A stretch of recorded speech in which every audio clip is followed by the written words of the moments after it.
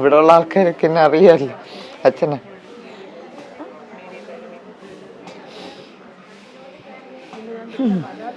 ഒന്നിനും ഒരു കുറവും വരുത്തിയിട്ടില്ല ഇന്നേ വരെ, ഒന്നിനും.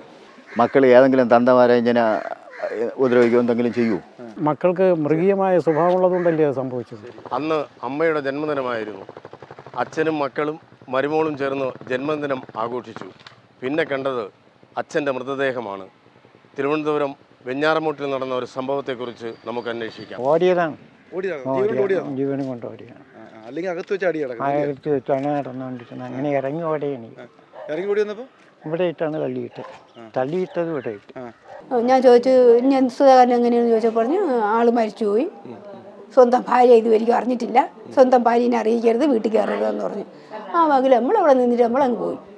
പിന്നെ നമുക്കൊന്നും അറിയാൻ പാടില്ല. പിന്നെ രണ്ടാമത് വന്നാണ് കൊണ്ടുവന്നായില്ലേന്ന് അറിയാൻ വേണ്ടി വന്ന് നിൽക്കുകയാണ് ഞങ്ങൾ. ഞാനിത് അറിയുന്നത് ഇത് ഇന്നലെ രാത്രി നടന്ന സംഭവമാണ്. ഞാൻ യഥാർത്ഥ വിവരങ്ങൾ അറിയുന്നത് രാവിലെ ന്യൂസും മറ്റു കാര്യങ്ങളും വേറെ സുഹൃത്ത് വിളിച്ചപ്പോഴാണ് അറിയുന്നത് അദ്ദേഹം മരണപ്പെട്ടു പോയെന്ന്. അപ്പോൾ ഇത് ഇവിടെ ഇങ്ങനെ തമ്മിൽ മക്കളുമായിട്ടുള്ള പ്രശ്നമായിരുന്നു. അത് മൂത്തവന്മാർ 2 പേരും ഇരട്ടയും അവരൊരു സെറ്റും. അച്ഛനും ഇളയ മോനെ അടിച്ചപ്പോഴാണ് അച്ഛൻ വന്ന് ഇടപെട്ട്. അപ്പോഴാണ് അദ്ദേഹത്തിനും അടി കിട്ടിയതായിട്ടാണ് അച്ഛൻ ഇടപെട്ടാണ്. അപ്പോഴാണ് അദ്ദേഹത്തിനും ഇതിൽ വന്ന് അടി കിട്ടി. അന്ന് രാവിലെ അമ്മയുടെ ബർത്ത്ഡേ ആയിരുന്നു എന്ന് പറയുന്നു. അത് നാട്ടുകാർ പറഞ്ഞാണ് അറിയാന്നുള്ളത്. എല്ലാവരും കൂടിയതാണ് എന്ന് പറയുന്നുണ്ടാണ്. അത് നാട്ടുകാർ പറഞ്ഞാണ് അറിഞ്ഞത് ബർത്ത്ഡേ ആണെന്നുള്ളത്. ഇവിടെ വന്നതിന് ശേഷമാണ് ഞങ്ങളൊക്കെ അറിയുന്നത്. പക്ഷെ ഇന്നലെ രാത്രിയൊക്കെ ഇങ്ങനെ ഒരു സംഭവം നടന്നു. ഇവിടെ വന്നപ്പോഴാണ് അദ്ദേഹം ഞങ്ങൾ വന്നപ്പോഴത്തേക്ക് കൊണ്ടുപോയി. ഇളയവൻ തന്നെയാണ് ആശുപത്രിയിൽ കൊണ്ടുപോകാൻ അടുപ്പിക്കാനൊക്കെ കൊണ്ടുപോയത്. അപ്പോൾ തന്നെ അവൻ പോലീസ് റിപ്പോർട്ടും കൊടുത്തിട്ടെന്നാണ് പറയുന്നത്. ഇത് അവർ ഇടക്കാലങ്ങളിലൊക്കെ ഇങ്ങനെ അച്ഛനും മക്കളുമായിട്ടൊക്കെ വഴക്കുണ്ടാകും. പക്ഷേ ഇത് ഞങ്ങളൊക്കെ പത്രത്തിലും മറ്റു കാര്യങ്ങളിലൊക്കെ വെച്ചിട്ടുണ്ട് ഇങ്ങനെ അച്ഛൻ മക്കളെ കൊന്നു അല്ലെങ്കിൽ മക്കൾ നേരെ കൊന്നു. പക്ഷേ ഇത് ഈ ഒരു ഗ്രാമപ്രദേശത്ത് ഇത് സംഭവിക്കുമ്പോൾ എന്ന് പറഞ്ഞപ്പോൾ നമുക്ക് വളരെ വേദനാജനകം. അത്ര പാവപ്പെട്ടൊരു നിഷ്കളങ്കനായ ഒരു മനുഷ്യനായിരുന്നു അദ്ദേഹം. പിള്ളേർക്ക് വേണ്ടി വർഷക്കാലമായി ഗൾഫിൽ കിടന്ന് കഷ്ടപ്പെടുകയും ഇവിടെ വന്നിട്ട് പോലും അയാൾ രാവിലെ 1:30 മണിക്കൊക്കെയാണ് വെറ്റയും എടുത്ത് വാമനവരും ചന്തയിൽ കൊണ്ടു. അത് കഴിഞ്ഞ് വന്നതിന് പാലും കറന്നു കടയിൽ കൊണ്ട് കൊടുത്തു. ഇങ്ങനെ മക്കളെ എന്ന് പറഞ്ഞ് വലിച്ചത് 3 ആൺമക്കളാണ്, 2 ഇരട്ടന്മാരല്ലാത്തവരാണ്. അവർക്ക് വേണ്ടി ജീവിച്ചാണ്. പക്ഷേ ഇങ്ങനെ ഒരു അദ്ദേഹം വന്നപ്പോഴത്തേക്ക് അതൊരു വളരെ വേദന. അത് എന്തായാലും ശരി തന്നെ പോലീസിൻ്റെ ഭാഗത്തുനിന്ന് അന്വേഷിച്ചു എന്താണ് അതിൽ പറ്റിയിട്ടുള്ളതെന്ന് പറഞ്ഞാൽ അത് മൃഗീയമായി എങ്ങനെയാണെന്നുള്ളത് ഞാൻ കണ്ടിട്ടില്ല, ഇങ്ങനെയാണ് പറയുന്നത്. പക്ഷേ എന്തായാലും ശരി തന്നെ ഇതൊരു മാതൃകാപരമായ ശിക്ഷ കൊടുക്കണം. യവന്മാരെ 10-14 വർഷം മാലക്കാലം തീറ്റിപ്പോറ്റിങ്ങനെ അത് എന്താണെന്നുള്ള ഗവൺമെൻറ് രീതിയിലായാലും ശരി തന്നെ ഇത് മറ്റുള്ളൊരാളിനെ ഇനിയൊരു പാവപ്പെട്ടവനത് സംഭവിക്കരുത്. ഇയാൾ യവന്മാർ അടിയുണ്ടാക്കുന്നതിന് കേസ് പറയാനൊക്കെ പൈസ കൊടുക്കുകയൊക്കെ ചെയ്യുന്ന ഒരു പാവപ്പെട്ടവരാണ്. മക്കൾക്ക് വേണ്ടി ജീവിച്ചു, അവസാനം മക്കളാൽ പോയി എന്ന് വേണമെങ്കിൽ പറയാം. ഈ മക്കളൊക്കെ കേസിലൊക്കെ പോയിടുമ്പോൾ പുള്ളിയെ പൈസ മുടക്കി ഇറക്കി എന്ന് വെച്ചാൽ ഒരു മക്കൾക്ക് വന്നു കഴിഞ്ഞാൽ അച്ഛൻ്റെ ഒരു വേദന എന്ന് പറഞ്ഞാൽ അയാൾ അങ്ങനെ അത്രയും ഒരു നിഷ്കളങ്കനായ ഒരു മനുഷ്യനായിരുന്നു. അല്ല, അയാൾ ഗൾഫിലും ഒക്കെ ഉണ്ടായിരുന്നു, കുറേ വർഷക്കാലം ഗൾഫിലുണ്ടായിരുന്നു. ഈ കൊറോണയോട് കൂടിയാണ് അദ്ദേഹം വന്നിട്ടാണ് അയാൾ ഇതൊക്കെ ചെയ്ത് വീട് ഒരുത്തരും കല്യാണം കഴിച്ചു. അത് കഴിഞ്ഞിട്ട് വീട്ടിൽ റൂഫ് ഉണ്ടാക്കി. ഇതെല്ലാ കാര്യങ്ങളും അദ്ദേഹം കഷ്ടപ്പെട്ട് തന്നെയാണ് ഉണ്ടാക്കിയത്. ഇന്നും കഷ്ടപ്പെട്ടുകൊണ്ടിരിക്കുകയാണ്. പക്ഷേ ഇങ്ങനെ ഒരു ദാരുണ സംഭവം സംഭവിച്ചു പോയി അദ്ദേഹത്തിന്. അങ്ങനെ ഒരുപാട്. പക്ഷെ പാവപ്പെട്ടൊരു യുവമാർ വെൽഡിങ് പണിക്കും മറ്റു കാര്യങ്ങൾക്കൊക്കെ പോകുമായിരുന്നു. സ്ഥിരമായ ഒരു പണിക്കും സ്ഥിരമായി നിൽക്കുന്നൊരു ഇതില്ല. കുറച്ച് ദിവസം ഒരു സ്ഥലത്ത് നിൽക്കും, ഒരു ഫർണിച്ചർ കടയിലായാലും അങ്ങനെയൊക്കെ നിൽക്കുന്ന ഇതാണ്. അതൊന്നും നോക്കത്തില്ല. പിന്നെ അദ്ദേഹം ഉള്ള കാലം പോലെ യുവമാർക്ക് വേണ്ടി തന്നെയാണ് ജീവിച്ചത്, കൊടുത്തുമൊക്കെ ചെയ്തത്. യഥാർത്ഥത്തിൽ ഇവിടെ നടക്കുന്നത് അങ്ങനെയല്ല. ഇവിടെ ആരും അങ്ങനെ അയൽപക്കക്കാരൊന്നും ശ്രദ്ധിക്കില്ല. സ്ഥിരമായുള്ളൊരു ചെറിയ പ്രശ്നങ്ങളൊക്കെ ഉള്ളതുകൊണ്ട് ശ്രദ്ധിക്കാറില്ല. പക്ഷേ ഇവിടെ നടന്നിട്ടുള്ളത് ഇന്നലെ വൈഫിൻ്റെ ബർത്ത്ഡേ ദിവസമായിരുന്നു. അപ്പം പുള്ളിക്കാർ സാധനങ്ങൾ വാങ്ങിച്ചിട്ടുണ്ട്. അവർ ആഘോഷമായി ചെറിയ എന്തോ കൊച്ചു കാര്യങ്ങളിൽ തർക്കം വന്ന് ഇളയവനെ ഉപദ്രവിക്കാനങ്ങനെ ശ്രമിച്ചപ്പോൾ തന്ത പിടിച്ചു മാറ്റുമല്ലോ, ആ രീതിക്ക് അങ്ങനെ സംഭവിച്ചപ്പോൾ വന്ന കാരണങ്ങളാലാണ് ഇത് സംഭവിച്ചിരിക്കുന്നത്.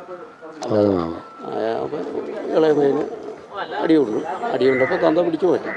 അപ്പോൾ അവർ തമ്മിലുള്ള ചെറിയ രാത്രിയാകുമ്പോൾ ഇവിടെ ഈ വീട്ടിൻ്റെ മുറ്റത്തോ വീട്ടിനകത്തോ ഇവിടെ എന്തെങ്കിലും കാര്യങ്ങൾ നടക്കുമ്പോൾ ജനങ്ങൾ ശ്രദ്ധിക്കാത്തതെന്ന് പറയുമ്പോൾ സാധാരണ അവിടെ ചെറിയ ചെറിയ കാര്യങ്ങൾ നടന്നു പോകാറുണ്ട്. അതുകൊണ്ട് ആരും ശ്രദ്ധിക്കില്ല. പിന്നെ ഇവിടെ നിന്ന് എടുത്തു പോകുമ്പോഴാണ് ആൾക്കാർ അഭ്യൂഹമായിട്ട് പലതും പറഞ്ഞു കിടക്കുന്നത്. അധ്വാനിയാണ്. രാവിലെ 4:30 കഴിച്ചാൽ രാത്രി 7 മണി വരെ അധ്വാനം തന്നെയാണ് ജോലി. നല്ല അവനെ എല്ലാം പുള്ളിരതി തന്നെ പാടുപെട്ടാണ് കൊച്ചുങ്ങളെല്ലാം വളർത്തിയത്. ഒരു ദുസ്വഭാവം എന്ന് പറഞ്ഞാൽ വേറെ ഒന്നുമില്ല. എല്ലാവർക്കും വലിയ കാര്യമായിരുന്നു, നല്ല മനുഷ്യനുമായിരുന്നു. അധ്വാനിച്ച് തന്നെ വരുമ്പം ഒന്നുമില്ലാതെ വന്നവനാണ്. വന്ന് ഇതൊക്കെ ഇത്രയൊക്കെ ഉണ്ടാക്കി പിള്ളേരെയൊക്കെ വളർത്തി പഠിപ്പിച്ച് എപ്പോഴും ജോലി തന്നെയാണ്. മക്കളെ നിയന്ത്രിക്കാൻ പുള്ളിക്ക് പറ്റിയില്ലയോ? പറ്റിയില്ലെന്നാണ് തോന്നണത്.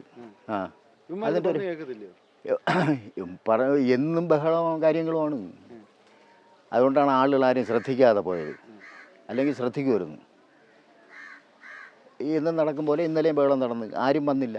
പിന്നെ ഞാൻ തന്നെ രാത്രി 11:30 മണിക്കാണ് അറിയണത്. വന്നപ്പോഴത്തേക്ക് ബോഡി കൊണ്ടുപോയി. പിന്നെ വെളുക്കണ പറയാൻ എവിടെ ഉണ്ടായിരുന്നു. എൻ്റെ ഇടയ്ക്ക് വെച്ച് 3 മണിയായപ്പോൾ DSP വന്ന് കാര്യങ്ങളൊക്കെ ചെയ്ത് കയറൊക്കെ വലിച്ചു കെട്ടി എല്ലാം. ഇല്ല, അവന്മാരെ കൊണ്ടുപോയി. ആ സമയത്ത് കൊണ്ടുപോയി റിമാൻഡ് ചെയ്ത്. ആയിരിക്കും പിന്നല്ലാതെ. അല്ലെങ്കിൽ പിന്നെ ഒരു മക്കൾ ഏതെങ്കിലും തന്തമാരെ ഇങ്ങനെ ഉപദ്രവിക്കുക എന്തെങ്കിലും ചെയ്യൂ? എങ്ങനെയാണെന്ന് അത് ഞാൻ ഇല്ലായിരുന്നു. ഞാൻ വരണ സമയത്ത് കൊണ്ടുപോയല്ലോ. ബർത്ത്ഡേ ആയിരുന്നല്ലോ ഇന്നലെ. അമ്മയുടെ ബർത്ത്ഡേ ആയിരുന്നു. അത് സുധാകരൻ്റെ ഭാര്യയുടെ ബർത്ത്ഡേ ആയിരുന്നു. അതിൻ്റെ ആഘോഷവും കാര്യങ്ങളൊക്കെ ആയിട്ടുകൊണ്ട് ആരും ഇവിടെ ഈ ഏലയിൽ ആരും ശ്രദ്ധിച്ചില്ല, മൈൻഡ് ചെയ്തില്ല. അങ്ങനെ അങ്ങ് പോയി. അതായിരുന്നു. അമ്മയ്ക്ക് പോലും പിടിച്ചു മാറ്റാൻ ശ്രമിച്ചു കാണും. പക്ഷേ ഇവർ കൈതട്ടി പോയോ എന്താണെന്ന് നമുക്ക് എങ്ങനെ അറിയാൻ പറ്റും? ശ്രമിക്കായിരിക്കും. വെളിയിലാണ് കിടന്നെന്നാണ് ഞാൻ ഇവിടെ വന്നപ്പോൾ അറിയാൻ കഴിഞ്ഞത്. വെളിയിൽ ആ വയലിൻ്റെ അവിടെയാണ് കിടന്നെന്നാണ് പറഞ്ഞത്. പരമ കഷ്ടമാണ്. അതിനെപ്പറ്റി ആലോചിക്കാനോ ചിന്തിക്കാനോ പോലെ നമ്മളെ കൊണ്ട് മനുഷ്യഹൃദയമുള്ളവർ ആരെ കൊണ്ടും പറ്റില്ല. അധ്വാനിച്ച് മക്കൾക്ക് വേണ്ടി ജീവിച്ച ഒരു മനുഷ്യന് ഈ ഗതി വന്ന് പട്ടിയെ പോലെ മരിച്ചു. ഈ ഗതി ഒരു മനുഷ്യനും വരാതിരിക്കട്ടെ. അവനെക്കുറിച്ച് ഈ നാട്ടിലുള്ള സകല പേർക്കും നല്ല അഭിപ്രായമാണ്. തന്തയെക്കുറിച്ച്, ഈ മക്കളെക്കുറിച്ച് അത്ര നല്ല അഭിപ്രായമല്ല. മക്കൾ വെള്ളമടിയും മക്കളെക്കുറിച്ച് നല്ല അഭിപ്രായം അല്ല എന്നുള്ളതിന് ഈ സംഭവം ഇവിടെ നടക്കുമ്പോൾ നാട്ടുകാർ വന്ന് പരിസരത്ത് നോക്കി നിൽക്കുകയായിരുന്നു. ഇങ്ങോട്ട് വരില്ല. ഇവർ പല പ്രാവശ്യവും നാട്ടുകാരെ ചീത്ത പറഞ്ഞ് ഓടിച്ചിട്ടുണ്ട്.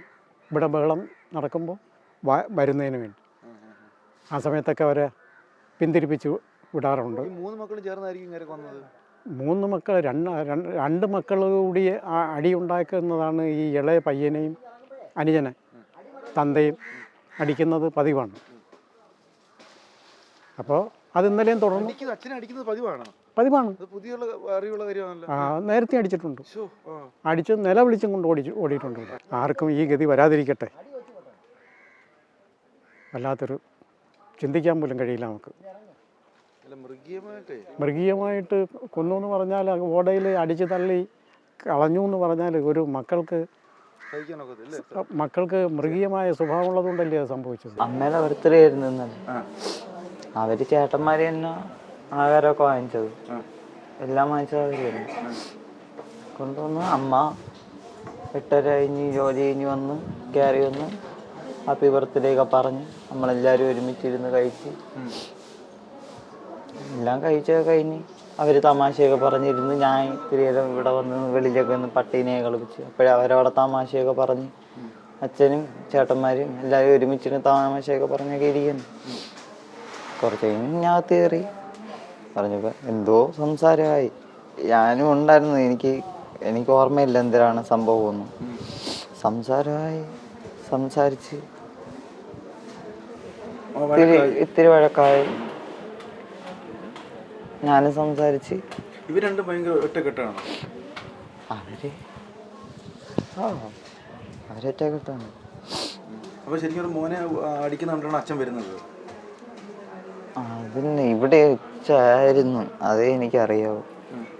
വേറൊന്നും എനിക്ക് ആ സമയത്തേന്ന് എനിക്കൊന്നും ഓർമ്മയൊന്നുമില്ല ആ സമയത്തുള്ളത്. ഇല്ലല്ല, അടിച്ചൊന്നുമില്ല. അല്ലാതെ ഇവിടെ സംസാരം നടന്ന അങ്ങനെ സംസാരിച്ച് ഒന്നും തള്ളുവായി അവരങ്ങ് വെളിയിറങ്ങി. അച്ഛൻ്റെ അടുത്ത് പറഞ്ഞ് അമ്മക്കങ്ങ് അടച്ചു പോവാച്ചെന്ന് പറഞ്ഞ് വണ്ടി ചാവി അച്ഛൻ്റെ ഒന്ന് വാങ്ങിച്ച് നമുക്ക് പോവാച്ചവൻ കയറ് എന്ന് പറഞ്ഞ് വണ്ടി സ്റ്റാർട്ട് ചെയ്യാൻ പോകുന്നതിന് മുമ്പ് അച്ഛൻ അങ്ങ് അവരെ ചേട്ടന്മാരോട് അങ്ങ് വെളിയിലിറങ്ങി, റോഡിലിറങ്ങി. അവിടെ വെച്ച് എന്തോ സംസാരിച്ച് സംസാരം ഞാൻ പിടിച്ചൊക്കെ മാറ്റി എല്ലാം കഴിഞ്ഞ് വന്നപ്പോഴത്തേക്ക് അച്ഛൻ ആ തോട്ടിൻ്റെ അവിടെ ഉണ്ടോ നിൽക്കായിരുന്നു തോന്നുന്നു. കണ്ടിട്ടില്ല, ഓർമ്മയിലും ഇല്ല. ഓർമ്മയിലില്ലെന്നല്ല, തള്ളുന്നതുണ്ട്. എവിടെ നിന്നാണ് തള്ളി എന്ന് വെച്ചാൽ എനിക്ക് ഓർമ്മയില്ല. ഇനി റോഡിൽ നിന്ന് തള്ളിക്കൊണ്ടുപോയി അങ്ങ് ഇടുകയാണോ ചെയ്തത്, അങ്ങനെയൊന്നും എനിക്ക് അറിഞ്ഞൂടാ. അച്ഛൻ തോട്ടിലാണ് വീണത്. ഞാൻ ചാടി ഇറങ്ങി അച്ഛനെ എടുത്ത്. എനിക്ക് എടുക്കാൻ പറ്റും. എനിക്ക് ഡിസ്കിന് കംപ്ലൈന്റ് ഉള്ളതുകൊണ്ട് വെയിറ്റ് എടുക്കത്തില്ല. 2 ഡിസ്ക് കംപ്ലൈന്റ് ആണ്. ഇപ്പോഴാണ് ഇപ്പൊ അമ്മയുടെ ആശുപത്രിയിലാണ് കാണിച്ചത്. ഇപ്പോൾ കൂടിപ്പോയി 1 മാസം ആവൂല ചികിത്സ തുടങ്ങിയിട്ട്. അപ്പോഴേ എന്നോട് പറ്റില്ല. അപ്പോഴേ ചേട്ടൻ്റെ ഒരു കൂട്ടുകാരൻ തൗഫീഖ് എന്ന് പറഞ്ഞ അണ്ണനൊക്കെ ഉണ്ടായിരുന്നു. അവര് വന്നു. അപ്പോഴേ തൗഫീഖ് അണ്ണനും കൂടെ ഇറങ്ങി എന്നെ സഹായിച്ച് ഞാൻ എടുക്കുന്നതിന് മുമ്പ് എന്തോ ചോര ഉണ്ടായിരുന്നു പുറത്ത്, നെഞ്ചിൻ്റെ അവിടെയൊക്കെ ചോര തോന്നിയിരുന്നു. അപ്പോഴേ ഞാൻ വിചാരിച്ച് നെഞ്ചിൻ്റെ തോട്ടി വീണിഞ്ഞ് എല്ലാം പൊത്ത് കയറിയാന്ന് വിചാരിച്ച് ഞാൻ തൂത്തിഞ്ഞെടുത്ത്. ചോര മാത്രം കയ്യിലിടും. അത് ഞാൻ വയലിലോട്ട് ഇങ്ങനെ വീശി ഇട്ട് അച്ഛൻ തന്നെ അവിടെ കിടന്നുകൊണ്ട് പറഞ്ഞു, മക്കളെ വയ്യ, കൈയാണെന്ന് പറഞ്ഞു. കൈ നോക്കിയപ്പോഴത്തേക്കും കൈയാണ് മുറിഞ്ഞിട്ടുണ്ട്, നല്ല മുറിഞ്ഞിട്ടുണ്ട്. പറക്കല്ലാണ്ട് ഇടിച്ചതായിരിക്കാം. നല്ല പാറക്കല്ലാണല്ലോ, അവിടെ പാറക്കല്ലുണ്ട്, ബ്ലേഡ്. അവര് ഒരാള് കടയുടെ ഫ്രണ്ടിൽ ഇരിപ്പുണ്ട്, ഒരാള് വയലിലാണ്ടാണെന്ന് തോന്നുന്നു, അവിടെ കിടക്കണം തോന്നുന്നു പാലത്തിൽ. ഇല്ല, ഞാൻ പറഞ്ഞില്ലേ കമ്പനി ഇപ്പോഴും തമാശയും പറഞ്ഞ് ചിരിച്ചിട്ട് 15 മിനിറ്റ് ആയ പോകും. ദേഷ്യം അത് സ്വാഭാവികമായിട്ടും ഉള്ളത് തന്നെ. ദേഷ്യം പൊതുവേ കൂടുതലാണ്. പൊതുവേ കൂടുതലാണ്. അച്ഛൻ പാവമാണ്. ദേഷ്യം എല്ലാവർക്കും ദേഷ്യമുണ്ട്. ദേഷ്യം ഇല്ലായിരിക്കില്ലല്ലോ, വർണ്ണനായാലും ദേഷ്യം ഉണ്ടല്ലോ. മദ്യത്തിന്റെ പുറത്തുള്ളതായിരിക്കാം. മദ്യം അച്ഛൻ നിങ്ങൾക്ക് വേണ്ടി ഇത്രയും കഷ്ടപ്പെട്ട് എല്ലാറ്റും ഗൾഫിലൊക്കെ പോയി ഇത്രയൊക്കെ ഒരാളെ കഷ്ടപ്പെട്ട് നിങ്ങൾക്ക് വേണ്ടി ജീവിച്ചൊരു മനുഷ്യനല്ലേ അല്ലേ? ഒരുപാട് അധ്വാനിയായിരുന്നു, എല്ലാ കാര്യങ്ങളും നോക്കുമായിരുന്നു. ഒരുപാട്.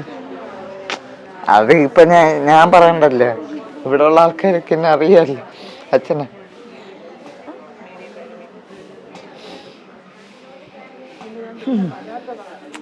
ആവുന്ന കാലത്തൊക്കെ നല്ല വൃത്തിയെ നോക്കിയിട്ടുണ്ട്. ഈ സമയത്തും ഒന്നിനും ഒരു കുറവും വരുത്തിയിട്ടില്ല.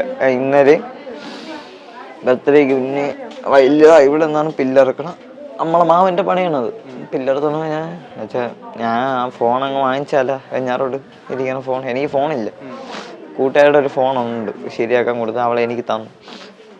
അത് വാങ്ങിച്ചാലാ മക്കളെ വാങ്ങിക്കാൻ ചിട്ടീര പൈസയൊക്കെ ഒന്ന് അമ്മേരെ എന്നൊക്കെ ഒന്ന് അഡ്ജസ്റ്റ് ചെയ്ത് എടുത്തിട്ട് നമുക്ക് 2000 രൂപ അല്ലേ, 2900 നമുക്ക് വാങ്ങിക്കാം, 2 ദിവസം ആവട്ടെ എന്ന് പറഞ്ഞ ആളാണ്. ഒന്നിനും ഒരു കുറവും വരുത്തിയിട്ടില്ല ഇന്നേ വരെ, ഒന്നിനും.